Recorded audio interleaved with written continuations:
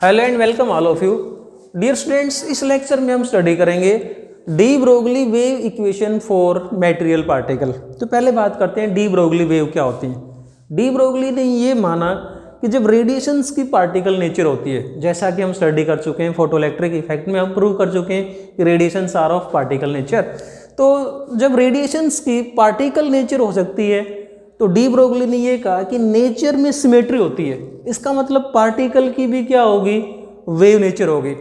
तो de Broglie ने ये कहा कि यदि कोई मटेरियल पार्टिकल मोशन में हो तो उसके साथ में वेव्स एसोसिएट होती हैं। तो कोई मटेरियल पार्टिकल जब मोशन में होता है तो उसके साथ में जो वेव होती हैं उनको हम क्या कहते हैं, डी ब्रोगली वेव। और उन वेव की जो वेवलेंथ है that is called de Broglie wavelength. So हम इस लेक्चर में डी ब्रोगली वेवलेंथ को डिराइव करना सीखेंगे।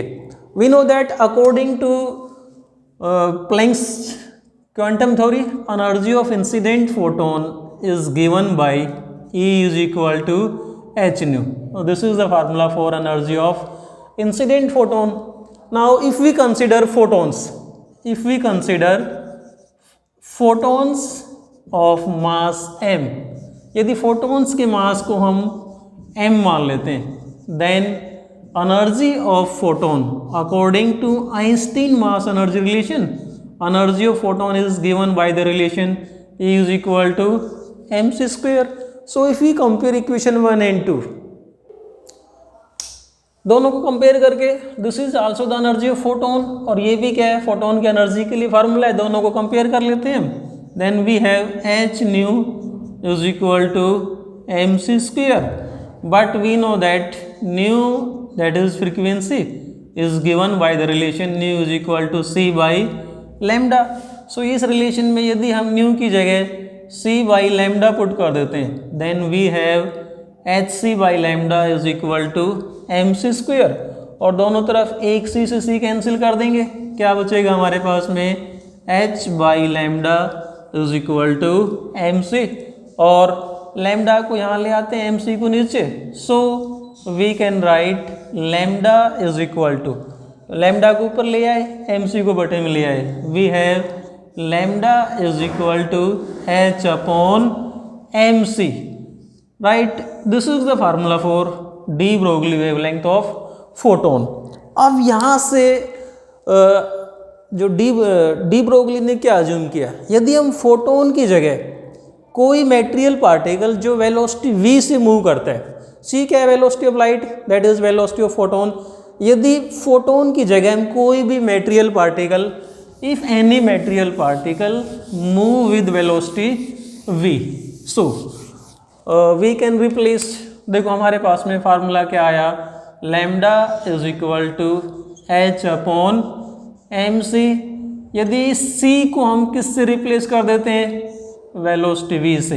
यदि फोटोन की जगह कोई भी मटेरियल पार्टिकल मान लेते हैं जो वेलोसिटी v से मूव करता है, suppose any material particle is moving with velocity v, तो यही फार्मूला क्या बन जाएगा, this formula becomes lambda is equal to h upon mv। This is called de Broglie wave equation. इसको हम बोलते हैं डी ब्रोगली वेव इक्वेशन, जो हमें इसमें डिराइव करना था। This formula is called de Broglie wave equation for material particle, कोई मटेरियल पार्टिकल जो वेलोसिटी v से मूव करता है, तो ये बन जाएगी इसकी de Broglie wavelength. Lambda is de Broglie wavelength and this formula is de Broglie wave equation.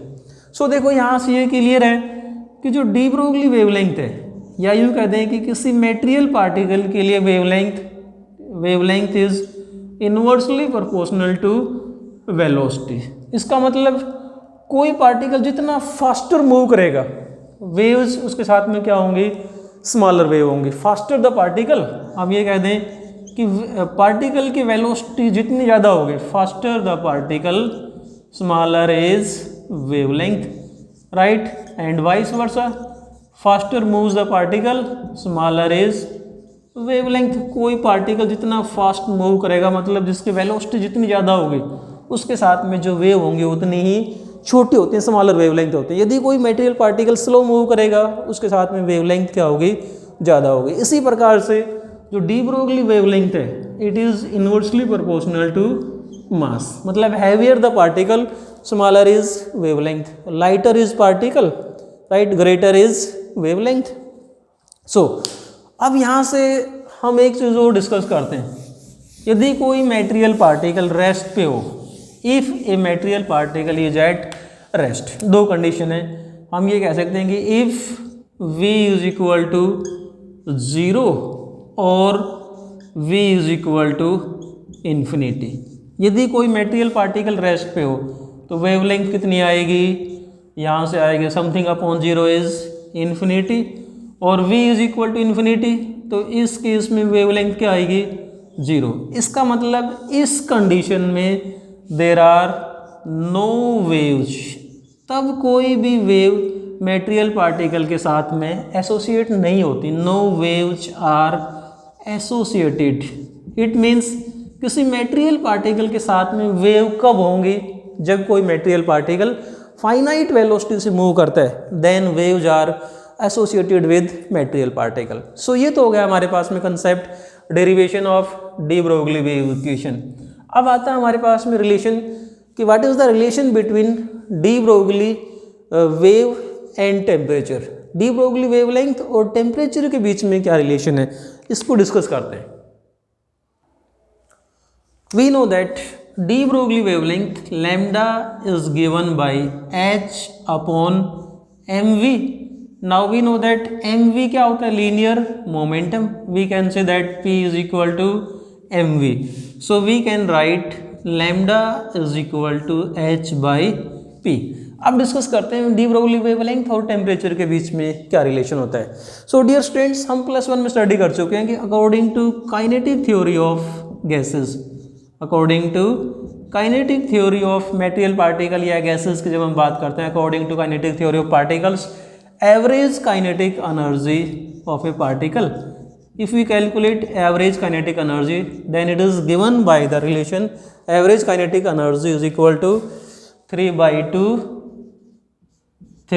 2 k T, where T is temperature and K is Boltzmann constant। इस फार्मूले में जो K होता है that is called Boltzmann constant and T is temperature, right। So हमारे पास में average kinetic energy क्या आ गया 3 by 2 kT। Now we know that kinetic energy is given by the relation half mv square। और यदि हम काइनेटिक एनर्जी और लीनियर मोमेंटम के बीच में रिलेशन निकालते हैं तो देखो we know that relation between kinetic energy and linear momentum, we know that kinetic energy is given by relation kinetic energy is equal to half M V square. यदि हम इस फार्मूले को m से मल्टीप्लाई कर दें और इसको m से डिवाइड कर देते हैं, इसको m से मल्टीप्लाई करें और m से डिवाइड कर देते हैं, तो काइनेटिक एनर्जी का फार्मूला क्या बनेगा, that is equal to m square V square, m into M M square into V square, upon में क्या आ गया 2m, और we can write kinetic energy is equal to m square V square क्या बन जाएगा p square by 2m।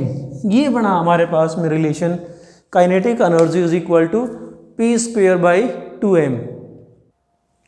So यदि हम यहाँ पर जो हमारे पास में रिलेशन आया था काइनेटिक एनर्जी की जगह मैं ये वाला फार्मूला पुट कर देता हूँ p स्क्वेयर बाई 2m। इस रिलेशन में हम क्या पुट कर सकते हैं, जो हमारे पास में रिलेशन आया था एवरेज काइनेटिक एनर्जी को, इसको हमने लीनियर मोमेंटम की टर्म में निकाला तो किसके बराबर आएगा, p square by 2m is equal to 3 by 2 kT, right. और वी कैन से दैट यदि हम यहाँ से इस रिजल्ट में 2m को ऊपर ले आते हैं तो हमारे पास में क्या बचेगा, p स्क्वेयर, इस 2m को मल्टीप्लाई में ले आए तो ये बनेगा 2m इंटू में क्या है 3 बाई 2 kT, और 2 से 2 कैंसिल हो गया, ये बचा हमारे पास में p square is equal to 3m kT, और we can say that P is equal to square को इधर ले आते हैं, ये बन जाएगा इसका square root, that is equal to square root 3m KT। So अब वापस आते हैं हमारे रिलेशन में, जो डी ब्रोगली वेव इक्वेशन थी, this was de Broglie wave equation, और हमने लीनियर मोमेंटम के लिए ये रिलेशन निकाल दिया, linear momentum P is equal to square root 3m KT, ये वाली वैल्यू इसमें पुट कर देते हैं, तो वापस क्या आएगा हमारे पास में, lambda is equal to h upon square root 3m KT। This is the relation between de Broglie wavelength and temperature, जो हमें ड्राइव करना था यहाँ से। सो हमारे पास में दो रिजल्ट आ गए। यदि कोई मटेरियल पार्टिकल वेलोसिटी v से मूव करता है, then this is the formula for de Broglie waves and this is de Broglie wavelength. और ये किसकी टर्म में आ गया, डी ब्रोगली वेवलेंथ, टेम्परेचर की टर्म में निकालेंगे डी ब्रोगली वेवलेंथ को, तो ये फार्मूला आ जाएगा, h is Planck's constant, m is mass of the particle and k is Boltzmann constant, t is temperature. So ये था हमारे पास में concept de Broglie wave equation. Next video में हम बात करेंगे de Broglie waves with electron. So please if you are new on the channel को लाइक करें, शेयर करें, सब्सक्राइब करें। Thanks and keep on watching.